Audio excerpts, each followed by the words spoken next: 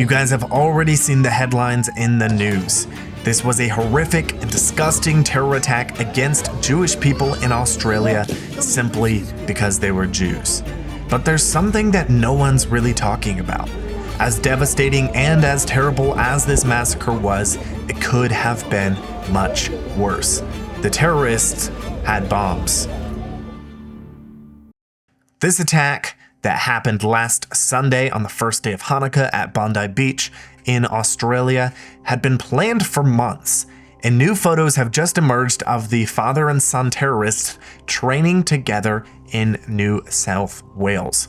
A video also emerged from back in October of them sitting in front of an Islamic State flag, reciting passages from the Quran and talking about their motivation and even their justification for the attack, in which they condemn, and get this, the Zionists.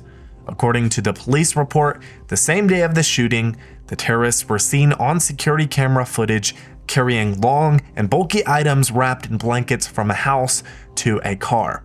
It appears that the items wrapped in the blankets were 2 single-barreled shotguns, a Beretta rifle, 3 pipe bombs, a tennis ball bomb, and a large improvised explosive device.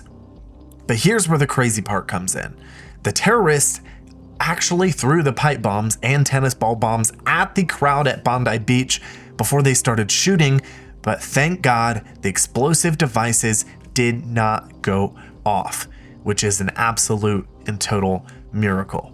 Yesterday, they held a large memorial at Bondi Beach for the victims of the shooting. They flew flags on the government buildings all around at half-mast, and over 10,000 people, Jewish and non-Jewish alike, gathered for the event. They held a moment of silence at exactly 6:47 p.m., which was the exact same time that the attack happened on the same day, just a week before. Australian Prime Minister Anthony Albanese, when entering the event, was booed by attendees there. He has, let's just say, not the greatest track record when it comes to support of Israel and the Jewish people in the past, of course, most infamously recognizing a Palestinian state earlier this year.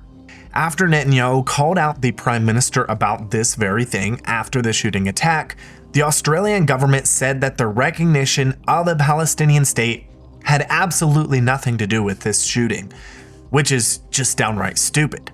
The terrorists themselves said in a video that they condemned Zionism, and that's pretty much the same thing that the Prime Minister did.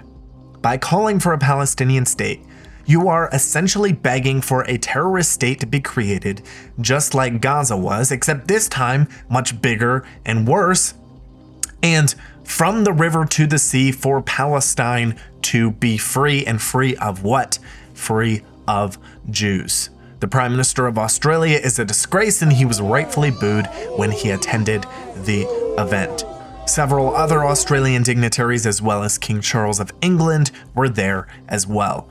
Local Jewish leader David Ossip read a message from Ahmed al-Ahmed, the hero who took down the terrorist. He said, quote, "Ahmed has asked me to pass on the following message to us all. The Lord is close to the brokenhearted. Today I stand with you, my brothers and sisters." In a second, we'll get into how Iran is claiming that they have exposed Israeli drone engineers, and they're now offering $30,000 bounties for each of them. But first, if you're a Christian who believes in standing with the nation of Israel, I've got something really important that I want to tell you. In 2025, we here at the Israel Guys have reached over 20 million people with the message of Israel, and we've also been privileged to bring in nearly 200 volunteers to the mountains of Israel's heartland to connect them with the events of the Bible unfolding before their eyes. We are privileged to get to put our hands in the soil, to get to sweat on behalf of the restoration of this land. But this takes more than just sweat. Our operations cost money. The videos we produce, the heavy machinery, equipment, operating costs, it all costs something.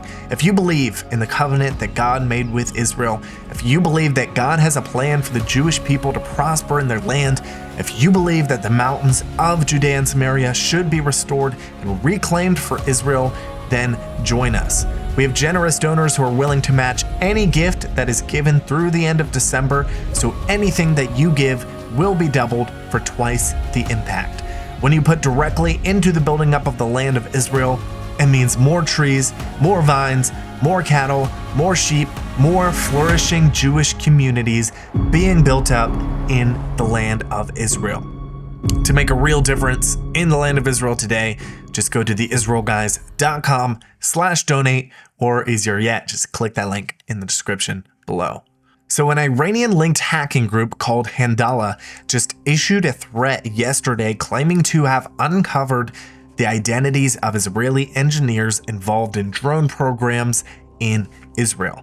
A day before, they threatened to carry out cyber attacks against Israeli politicians and officials, including National Security Minister Itamar Ben-Gvir, Blue and White Chairman MK Benny Gantz, Likud MK Tali Gottlieb, and former Defense Minister Yoav Gallant.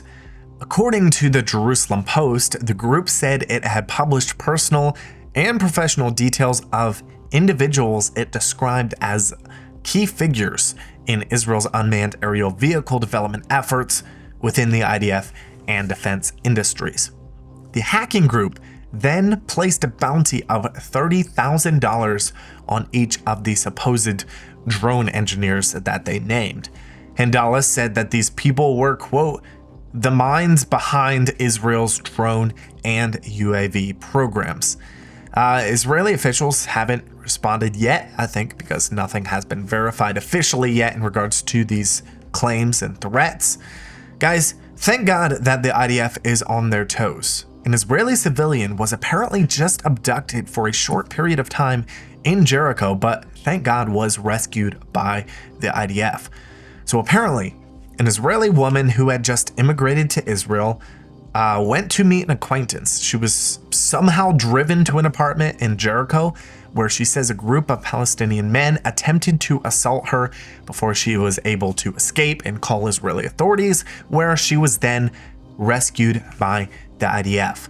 The IDF said, quote, we emphasize that the entry of Israeli civilians into Area A is dangerous and prohibited by law. And folks, that is why there are red signs at the entrances to all of the Palestinian cities in Area A, because there is a very real danger of Jewish people getting kidnapped, if not killed, if they drive into those areas. And yet, the Prime Minister of Australia would like nothing more than to turn the entirety of Judea and Samaria into Area A. Guys, last night was the 8th and final night of Hanukkah, and in a way, it almost feels like the story of the Maccabees is playing out in our lifetime again today. I went on the Temple Mount the other day during Hanukkah, and there is still an abomination up there, and there are still Greek soldiers trying to stop the people of Israel from being able to pray in their holiest place. Let's pray for freedom, folks. God has a plan, and I believe very soon the temple will be rebuilt, and just as it says in Isaiah, it will be made a house of prayer for all nations. Guys, if you want to support our work here at the Israel Guys, both with these videos and the work we do boots on the ground in Judea and Samaria, you can head over to theisraelguys.com/double. Happy Hanukkah, and as always, thanks for watching. Catch you in the next one.